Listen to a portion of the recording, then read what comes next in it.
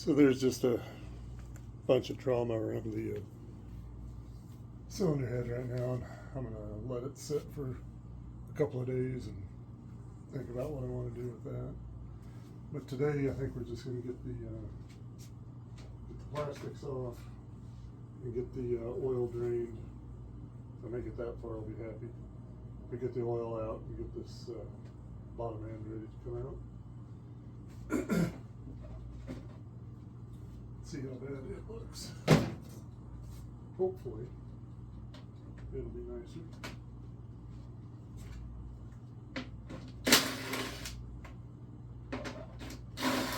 Just running into a lot of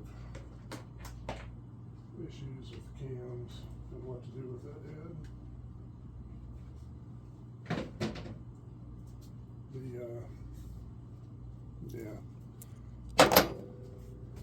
The cams there, or the cam singular, even though the name's all over it, it won't stand behind it without a seat.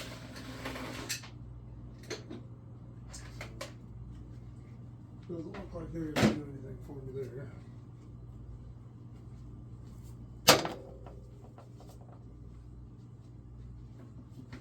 So, we'll just figure out something else. They can fix it. There's a company, I'm going to get ready to look at the head again. There is a company in California that will machine them open, the cam journals open, and then they'll put a bushing in that matches your cams. And he's got good reviews, and people that use him really like him, but the cost of keep working. The cost of what he wants to do, the machine work, is really kind of, at least on this one, is cost prohibitive.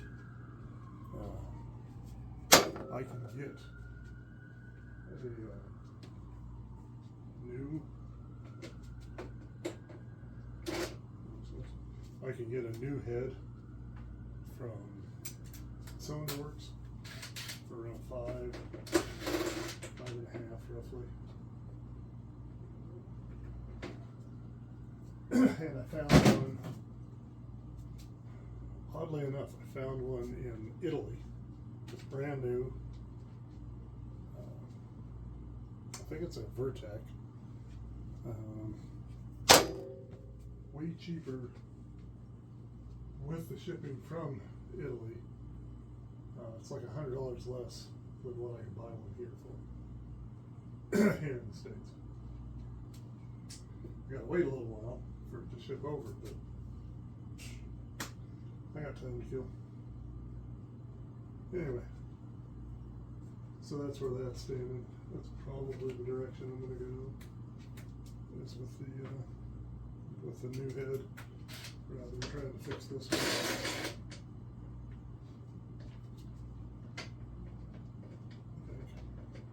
It's gonna need both cams anyway. I don't. That one got enough garbage in it to take out the journal. I imagine the bearings aren't any good in either one of them, or they're going to be short order. I'm going to be replacing them in short order. One right behind each other anyway, so we'll do this twice. Not really. But I am kind of liking the bike. Didn't think I would.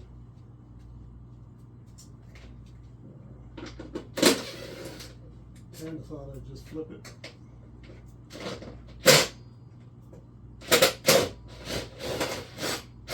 Just do a budget move on it and get rid of it, but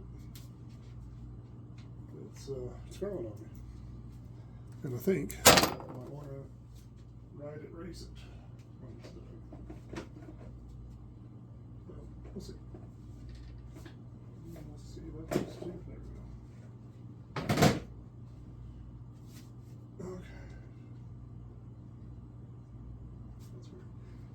Alright, well I'm gonna pause you here.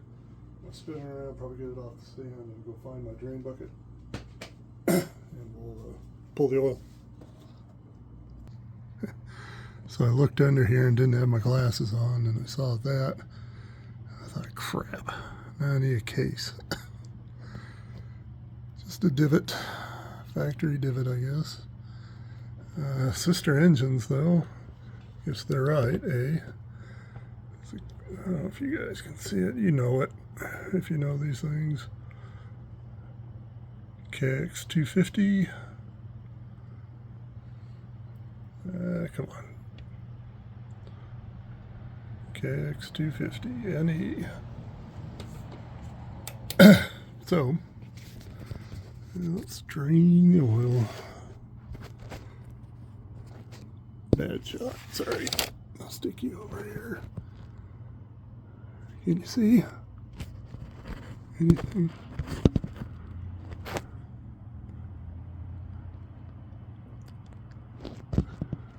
I think you can. If not, we'll fix it in a minute.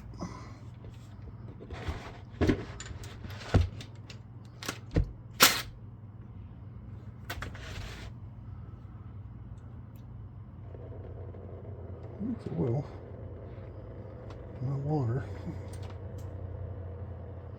I don't know how long they've had this top half of the engine off.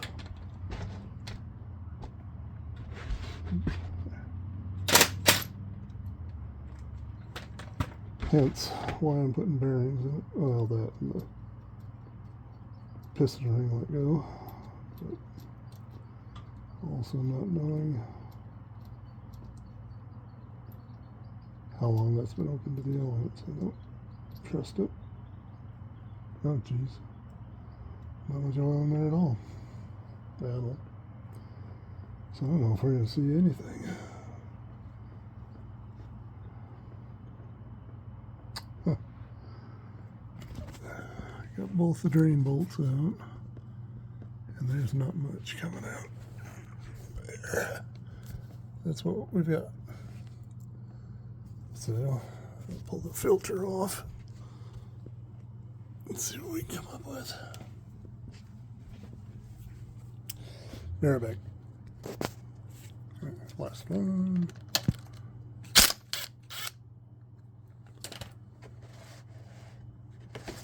That's it. Should be a spring back there.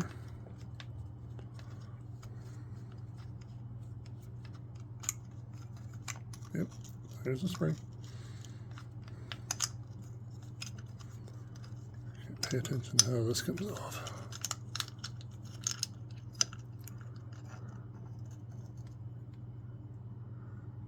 There's that.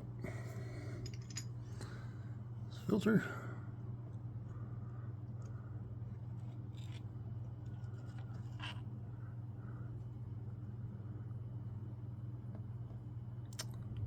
And it doesn't look too bad that I can tell.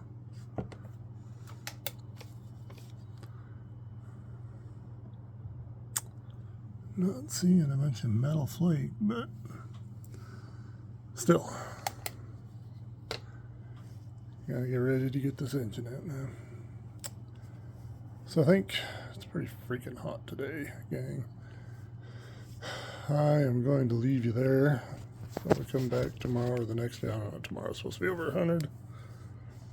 But we'll start getting the rest of the subframe off, the rest of the exhaust off. Swing arm, get this engine ready to pop out, I think, in the next day or so. So anyway, that's where we're at with that. No major surprises, I guess, with draining the oil, other than there is no oil. So yeah,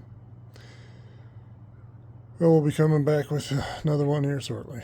So if you like it, hang out, and we'll tackle the lower end here shortly. All right, thanks a lot, guys. Okay, so this is the rmz250 teardown. We've already got the engine out of the frame. I am waiting for the puller for the stator. but I have gotten the other side torn down. Flip it around and show you that. Okay, so this side's all opened up and I've got the gears off of it. I am going to check the play on the crank, the up and down. There's no movement, notable movement there, but the manual, where's it at? Hang on.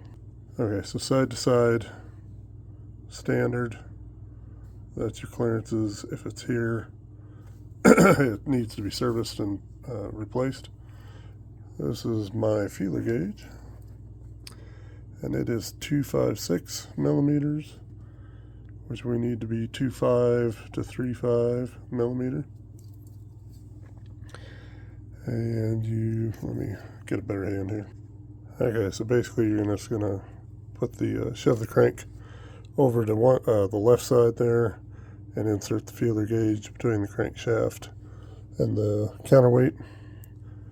And this one was actually, where'd it go?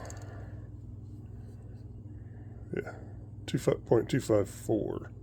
So it's well within spec and it moves over freely, so that's good.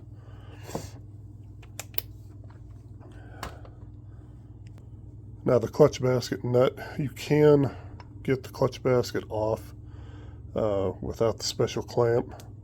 You probably really should use the clamp. I used a set of wide vice grips, I guess, and came down on it just enough to hold it, not really put a whole bunch of pressure on it, and that worked. This one is a regular rotation to take off. Your crankshaft is a reverse thread, and for that one I don't even know what this is off of, but I had it laying around and it happens to fit through my crank perfectly. So that's all I did, put that through and then took the crankshaft nut off in reverse. So that's where we're at. I'm waiting for that stator puller to show up. The gears, I took a bunch of pictures of them. They're all pretty self-explanatory. It probably won't get real confusing, at least for me, till we get into the transmission. So that's where we're at right now. And I've got everything all bagged up, and it's in the order that I took things off in. Anyway, and we got the owner's or the repair manual to consult as we go. So anyway, once that shows up, we'll start recording again. So I'm out here working on the old Zuki engine, making some progress there. Anyway, one of the my new sponsors sent me a package, and it just came in the mail the other day, and I wanted to share this with everybody. This is I think it's pretty cool. It's called Blur Optics. They're distributed by O'Neill. Whoops. This is the retail price. If you get them in shops, I'm sure you won't be anywhere near that. Or, I can't imagine you're going to be near that. But I want to show you what comes with this. Now, I've bought some other ones from, Fox. Fox just don't fit my face very well. And 100% and stuff like that. But I want to show you what comes in this. For the $60 that they're asking, I think, are these the B40s or something like that? Does it say on here? Blur. Yeah, the B40s.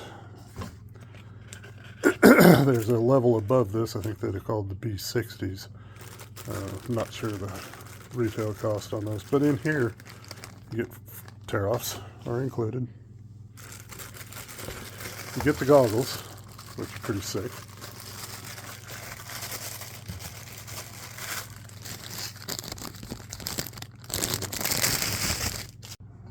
The goggles are pretty sick. Tinted lens. course, you get your storage bag and the yellow lens to replace the tinted one if you want. But anyway, I thought that was pretty cool. Usually you got to buy, I know for sure the tear-offs you've always got to buy separately. But anyway, check them out. Blur Optics. It's distributed by O'Neill, as far as I know. And they fit good. Can't wait to try them out in the dirt. But that's, I think that's quite the deal for what you're spending on them. Anyway, check them out.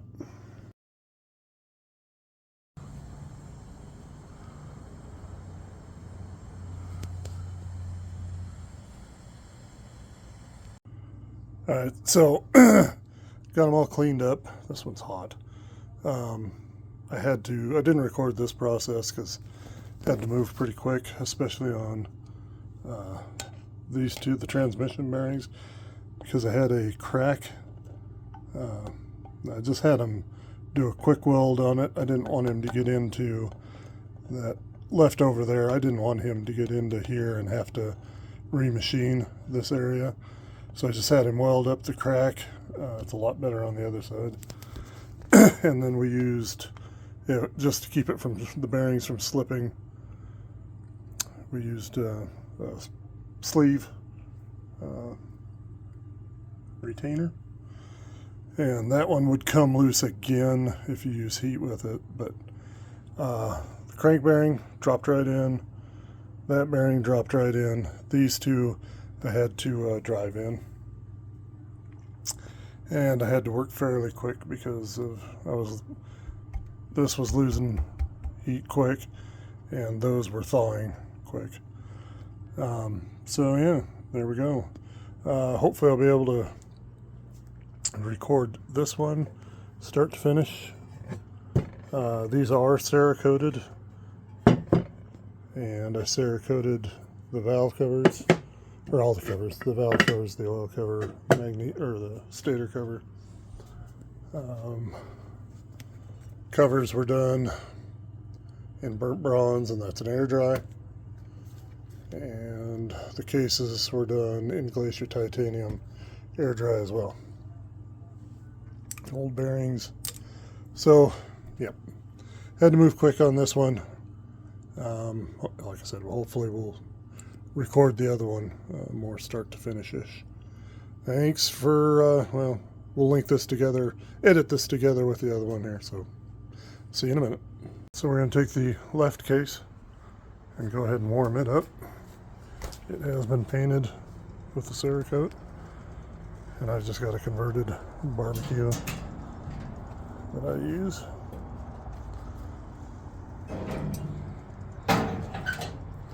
So, ouch. That back on. There. I'm gonna let it sit there for about, I don't know, 20 minutes. Alright, so we got one warm engine case. We're gonna grab the bearings. Let's start with the crank bearing.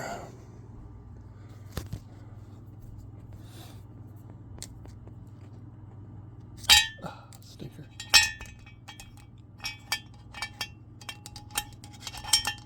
Come on. Okay, sorry. I was trying to set it. Alright, there's one.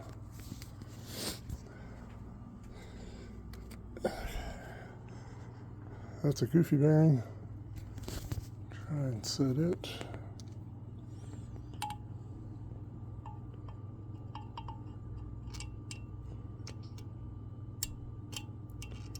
Come on. Alright, I'm gonna need my bearing driver. Alright, I think that one's in. Now, there's no right or wrong to these as far as sides.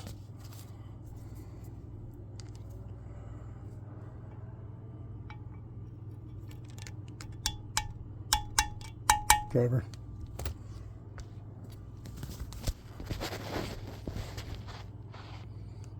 Okay, there we go. Come on.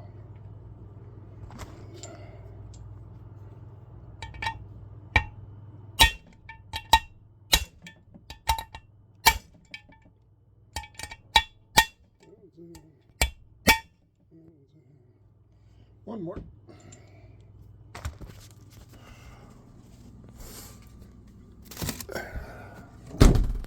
And there doesn't seem to be a, well, there is a chamfer there, and the chamfer is going to go out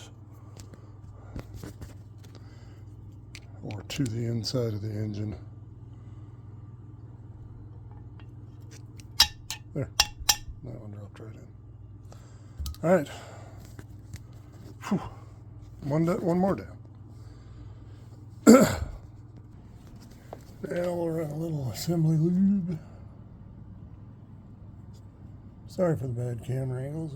I can't shoot and do this without a tripod, and I'm not there yet.